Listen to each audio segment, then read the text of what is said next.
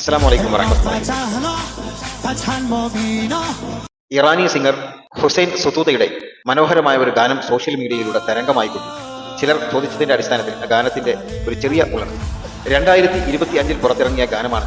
Iran America Israel യുദ്ധത്തിന്റെ പശ്ചാത്തലത്തിൽ അത് ജനശ്രദ്ധ നേടിക്കൊണ്ടിരിക്കുന്നു എന്നുള്ളതാണ് ഈ ഗാനം ഇപ്പോൾ സോഷ്യൽ മീഡിയയിൽ തരംഗമായിക്കൊണ്ടിരിക്കാനുള്ളത്.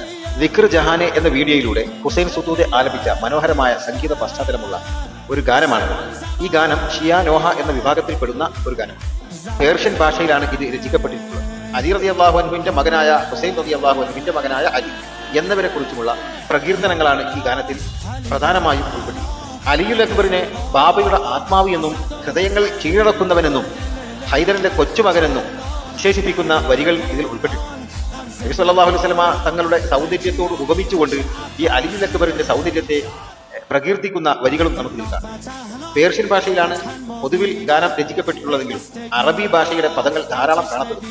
ഹുസൈൻ സുതൂദെ വളരെ ഭംഗിയായി ആളുകളെ കയ്യിലെടുത്തുകൊണ്ട് ആസ്വാദകരുടെ ഹൃദയം കവരുന്ന രീതിയിലാണ് ആ ഗാനത്തിന്റെ ആലാപനം നിർവഹിച്ചത്. വരികളുടെ ആഴം മനസ്സിലാക്കി വളരെ ശ്രദ്ധയോടുകൂടി ഭക്തി നിർഭരമായി ആ കാണികൾക്ക് മുന്നിൽ അവതരിപ്പിക്കുന്ന ഒരു പ്രത്യേകമായ ദയന മനോഹരമായ ഒരു അവതരണമാണ് ഹുസൈൻ സുതൂദെ ഇതിലൂടെ നടത്തിയത്.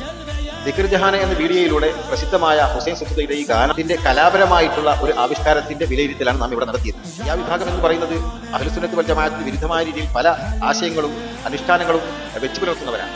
അതുമായി ബന്ധപ്പെട്ടല്ല നമ്മുടെ ഈ വിവരണം എന്ന് നാം മനസ്സിലാക്കുക. ഒരു കലാകാരൻ എന്ന രീതിയിൽ മറ്റൊരു കലാകാരന്റെ ഒരു കലാ അവതരണത്തിന്റെ വിലയിരുത്തൽ മാത്രമാണ് ഇവിടെ നടത്തിയത്. ഷിയ വിഭാഗങ്ങളുമായിട്ട് നമുക്ക് ആശയപരമായ ഒരുപാട് വ്യത്യാസങ്ങളുണ്ട്. അതിനെക്കുറിച്ച് പറയുന്ന ഒരു വീഡിയോ അല്ല ഇത്. ഒരു കലാ വിലയിരുത്തൽ എന്ന രീതിയിൽ മാത്രം ഇതിനെക്കുറിച്ച് കൊള്ളുക എന്ന് മാത്രം.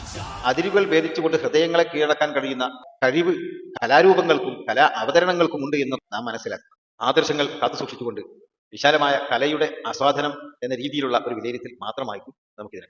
അസ്സലാമു അലൈക്കും.